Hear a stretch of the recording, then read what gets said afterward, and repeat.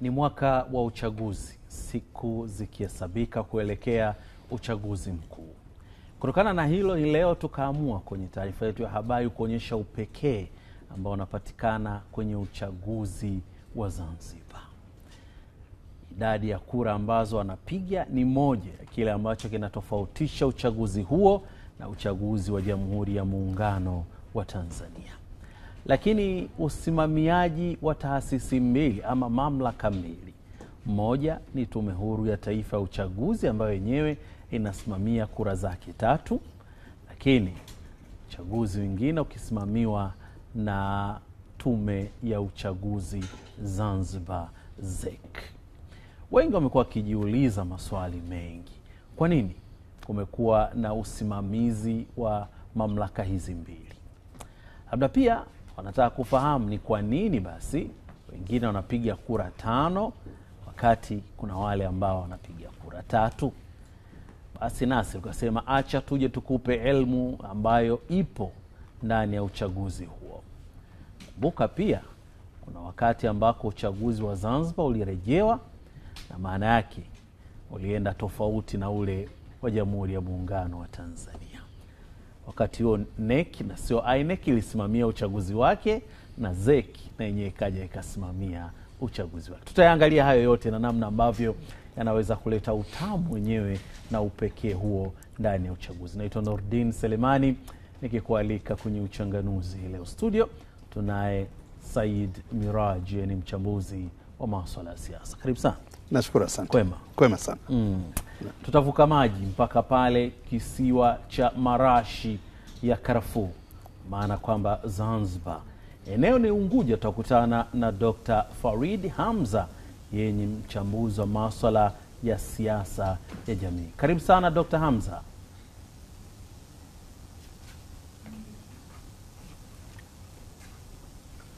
Sinaonekana mambo hajakaa sawia. Kikaa sawa, tutakwenda pia kule Unguja. Tuanzie kwako Mzee Miraji. Kwanza, uwepo wa kura hizi 3 kwa 5 ni mzigo ama kuna sababisha nini?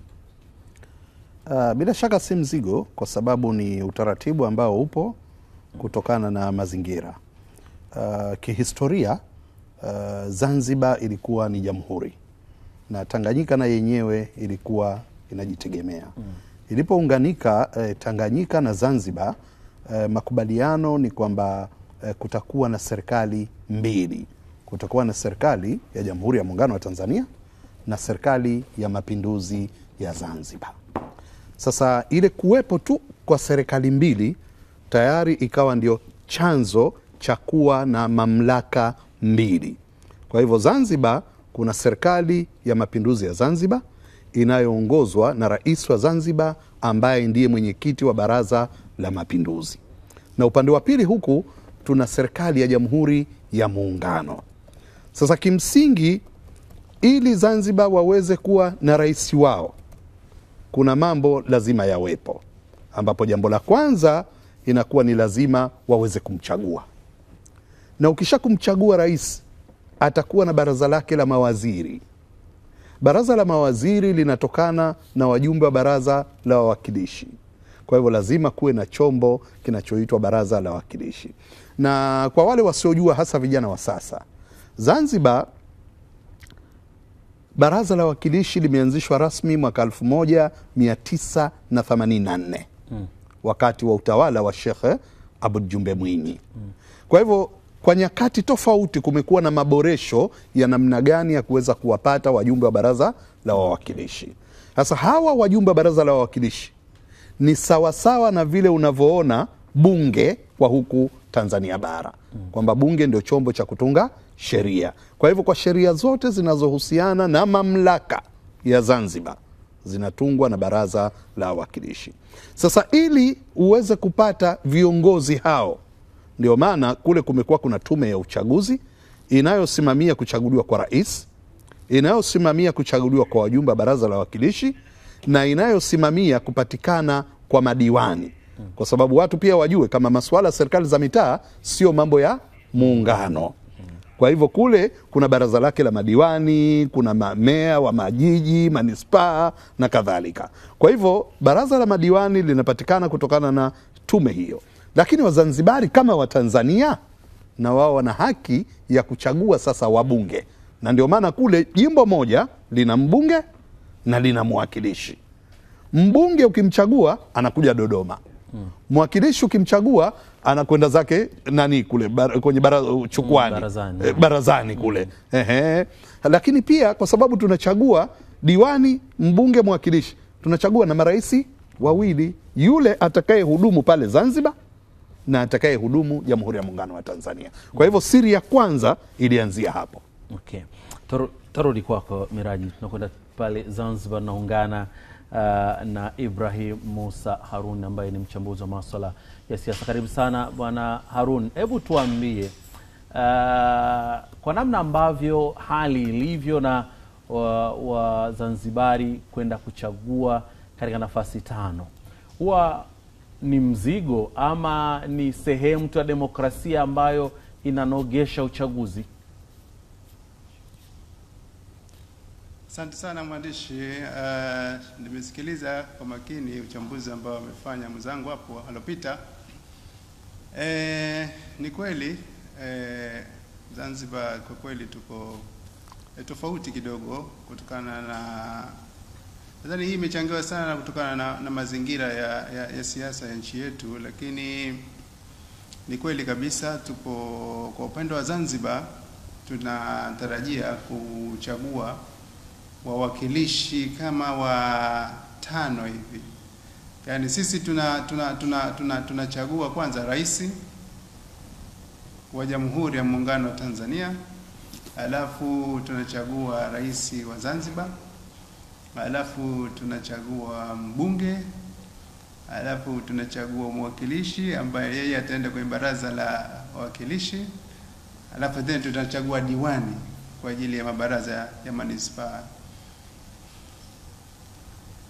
Nadhani hiyo ndo tofauti kubwa ambayo yenyewe imetokana na mazingira ya siasa ya nchi yetu, kutokana na muungano wetu na vile kila yule yale mazingira ambayo yamewekwa kwa mujibu wa sheria na zile mamlaka ambazo zimehisi mpango huo unafaa uende katika utaratibu huo.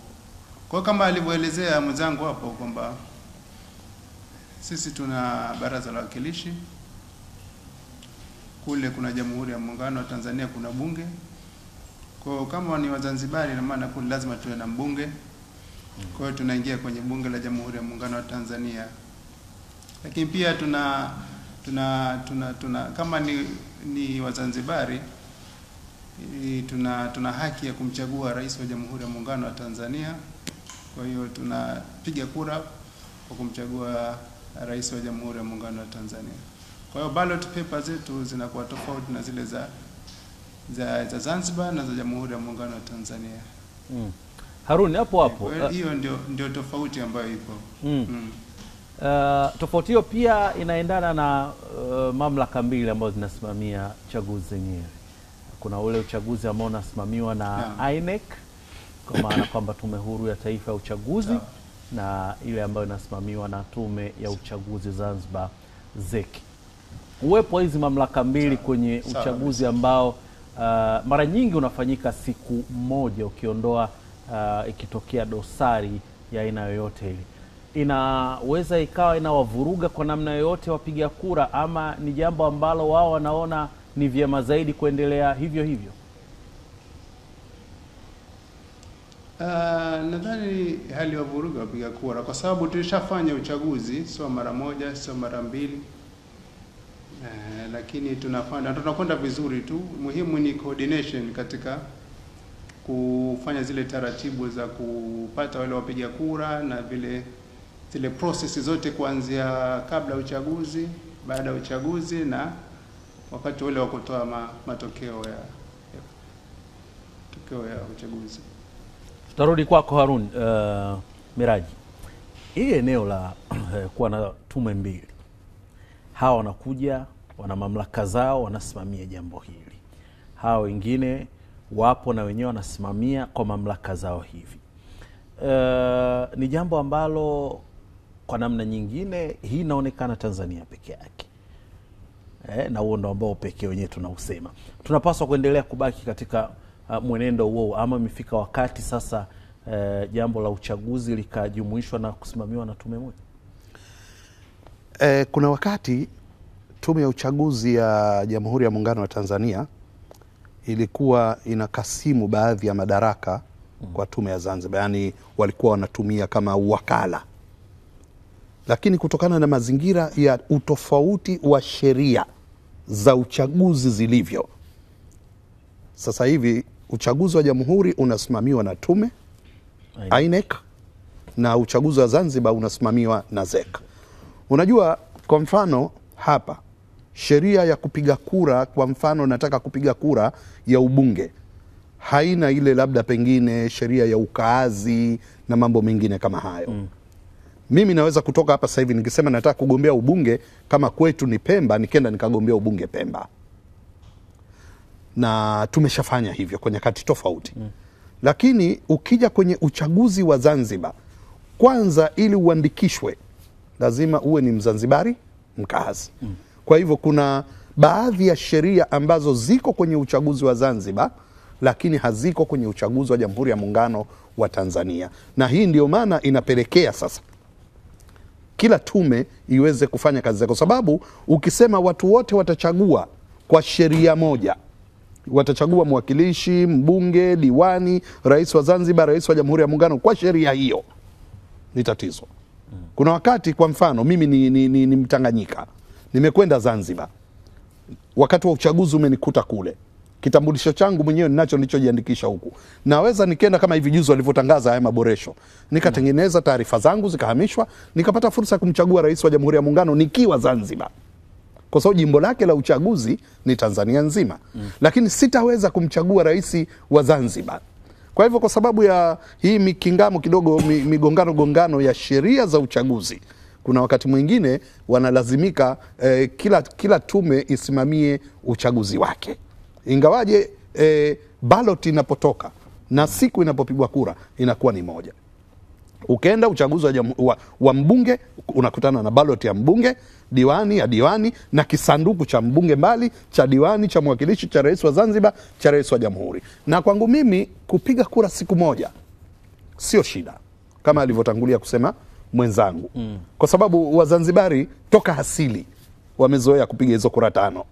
Miaka yote tunapiga hizo kura 5, wala hakujawahi kutokezea malalamiko kama zinawapoteza watu au zinawachanganya ama vipi.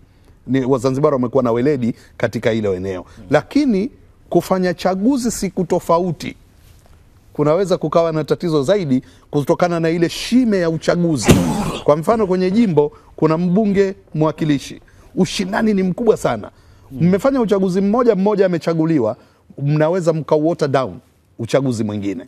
Umetaja hapa mwanzo, tuliwahi nadhani mwaka 2000 mgombea urais wa Chadema alikuwa ni Mboe na mgombea mwenza alikuwa Jumbe.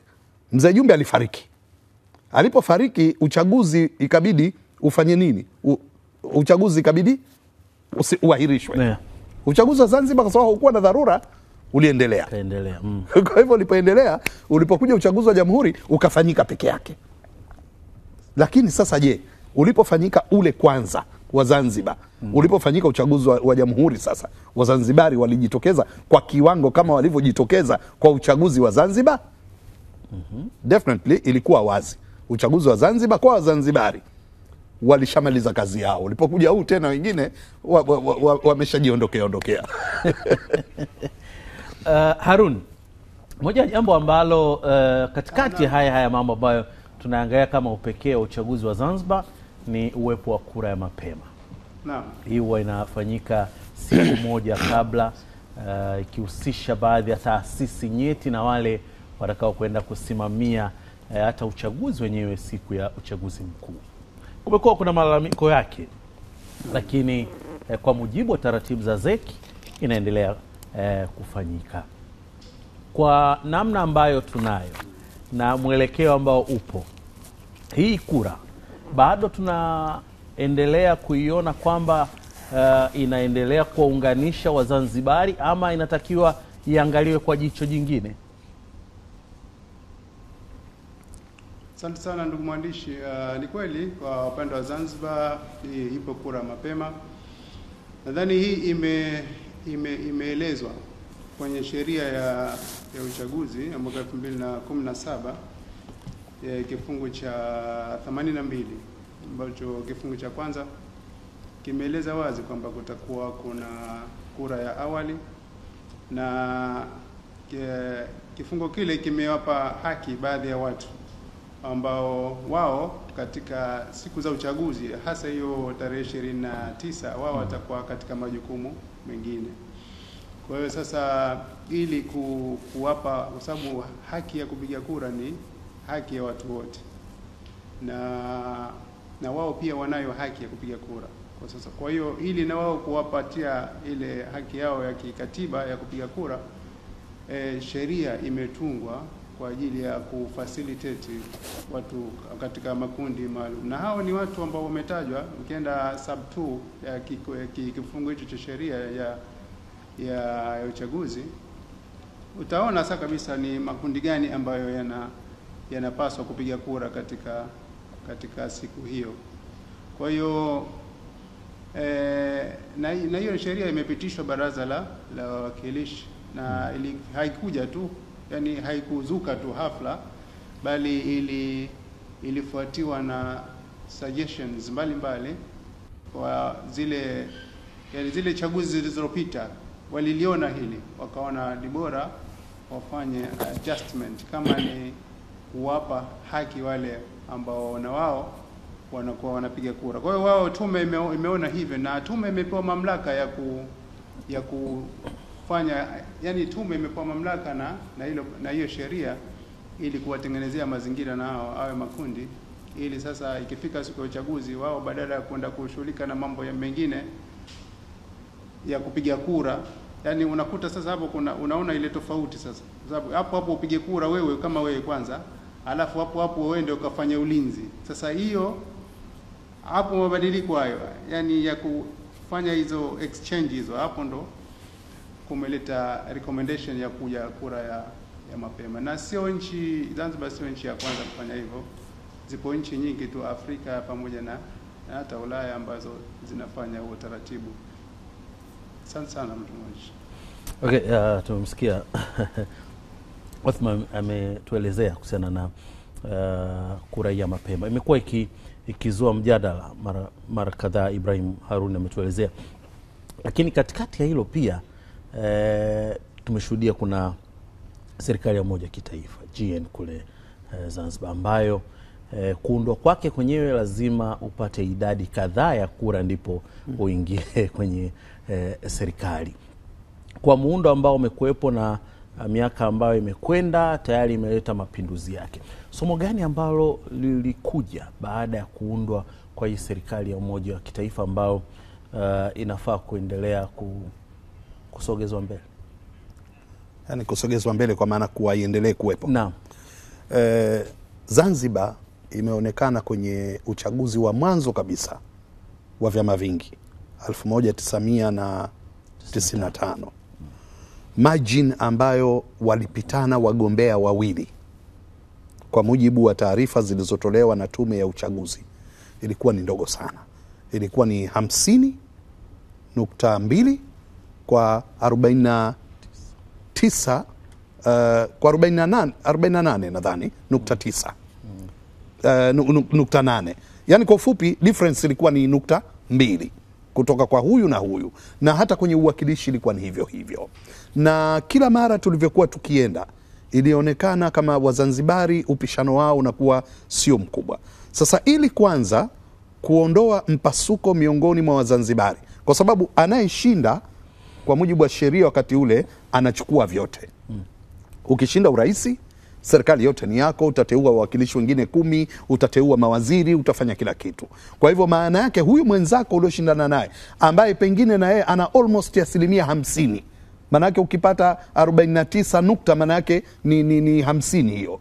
Na kwa sababu ni zaidi ya nukta 5. Ukisha kufika ile nukta 6 tu manake ni sawa na 50%. Sasa unakuwa ni 50-50. Unakuwaje huyu anachukua kila kitu na huyu mwingine anaachwa kabisa. Kwa hivyo hii kwanza ikaanza kuwafikirisha watu. Lakini pili, kila baada ya uchaguzi kulikuwa kunatokea migogoro ya kutokuridhika na mambo mengine kadhaa wa kadhaa. Basi kaonekana ipatikane suluhu, badala huyu kuona mimi sitoi na huyu kuona lazima unipe, basi tutengeneze mazingira sote tuwe tunajenga kitu kimoja. Atakaye shinda na atakaye shindwa, hakutakuwa na mpishano mkubwa wa kuvutana, kwa sababu mwisho wa siku tunakwenda kujenga jambo moja. Kwa hivyo hilo na lenyewe lilikuwa ni sababu. Lakini pia kulikuwa kunataka kutokea mgawanyiko mkubwa sana katika uchaguzi, kwa kuonekana kisiwa kimoja viti vyote vya uwakilishi. Na kumbuka chaguzi za mwanzo ule, wakati ule Pemba kuna viti 21. Viti vyote 21 ubunge na uwakilishi vinachukuliwa na CUF. Mgombea urais anaongoza kwa kura. Diwani nadhani walikuwa Chokocho, eneo la Chokocho katika jimbo la Mkanyageni ndio alikuwa anapatikana wa CCM, lakini maeneo mengine madiwani pia na halmashauri zote walikuwa ni CUF. Sasa ikaonekana tukiliendekeza hili, visiwa vinaweza vikabaguka, kukawa kuna kisiwa kimoja kina utawala wake japo ndani hauna yale mamlaka ya serikali, na kisiwa kingine kikaonekana. Kwa hivyo ili kuwaunganisha Wazanzibari, kuna mambo mengi hapo yakatizama, ikaonekana iwepo serikali ya umoja wa kitaifa. Na tuone ukweli kwamba toka ilipokuja serikali ya umoja wa kitaifa, angalau kumekuwa na mazingira kidogo salama ya watu kufanya siasa. Kumekuwa na ile minyukano ya kisiasa imepungua, mivutano, kwa sababu bado kila mtu anaona na pahala pa kuweza kusemea. Lakini kama unakumbuka siku za nyuma, hali ilikuwa ni ya kutisha. Ilikuwa watu hatuzikani, kwenye safu msikitini ukisimama mwingine anaondoka, gari akipanda mmoja mwingine na dereva anaboki mwende, ukimchukua huyo sisi tunashuka, na vitu vingine kadhaa wa kadhaa. Lakini toka kuja kwa serikali ya umoja wa kitaifa, japo misuguano ipo kwa sababu ni ushindani wa vyama viwili tofauti, hawakuunganisha vyama, wameunganika kwenye serikali, lakini kila mtu na chama chake. Kwa hivyo mivutano, misigano, misuguano ya kisiasa haiwezi kukosekana, lakini angalau usalama wa nchi na wananchi wake umekuwa ukipatikana kwa kiasi fulani. Ibrahim Musa, licha kwamba Zanzibar kunashuhudiwa kuna vyama vingi vya upinzani, lakini bado mnyukano umekuwa ni baina ya CCM na chama kimoja wapo. Ilikuwa ni CUF, lakini kwa sasa ni ACT Wazalendo. Hii inatupa taswira gani? Asante sana mwandishi. Ni kweli kwa kipindi kirefu, kwa chaguzi zote zilizofanyika kuanzia mwaka 1995 mpaka 2015 na 20, mvutano ulikuwa mkubwa kweli. 2020 kulikuwa kuna matofauti kidogo, hata ukiangalia zile idadi ya kura utaziona jinsi zilivyokuwa zimebadilika. Angalia kuanzia 1990, hiyo margin ambayo amehitaja mchambuzi hapo mwenzangu, ni kweli hiyo ilikuwepo kuanzia 1995, kuanzia 95 hadi 2015-16 pale. Lakini ukiangalia takwimu za mwaka 2020 utaanza kuona ile marginal difference. Utaiona ile difference tofauti ile kuwepo pale, na utakuta kwamba kwa mfano mgombea wa urais kupitia Chama cha Mapinduzi alipata zaidi ya 73, na mgombea wa chama cha ACT Wazalendo yeye alipata karibu 26 ya kura zote za urais kwa upande wa Zanzibar. Kwa hiyo ni kweli kwa kipindi kirefu kwa kuna hiyo marginal ilikuwa ndogo, yani tofauti zile 48 51 kama hivyo, lakini takriban kila siku zinavyokwenda unaona sasa ile mabadiliko yanapotokea, unaona zile namba zinabadilika. Kwa hiyo unakuta pale 2020 kura za rais zimekuja mpaka 73 na yule akapata 26, na hivi vyama vingine bado